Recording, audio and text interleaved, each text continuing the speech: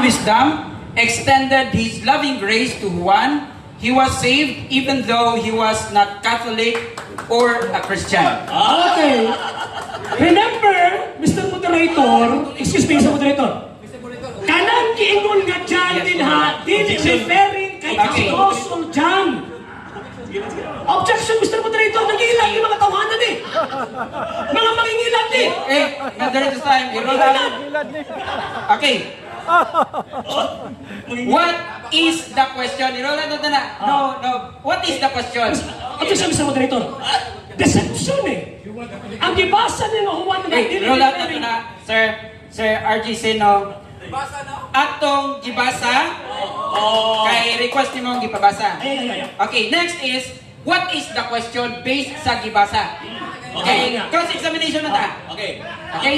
Ang question ato, moderator, mo ni. What's the Ingon question? siya, si Juan daw, Katolik. Si Juan. Okay. Karon ang ilahang balasaw ni Ingon, is not Katolik. Karon, Objection, Mr. Moderator. Nasabtan ako sa iyang gibasa ng libro nga kanang Juan nga gisgot na dili referring kay Apostle John. Okay. Pagkapon eh! Basa. Pagkapon! Mr. Moderator, Okay, kindly, let us please. clarify. Let us clarify who is Juan being mentioned sa book. Pwede ba? Ayaw, pangilan eh! Okay. Pangilan eh! Pangilan eh! There is no question the book is a Catholic publication. Can be considered a standard reference. However, dahil objection nga dili daw kuno na si Juan nga apostol. Can you confirm nga that is Juan?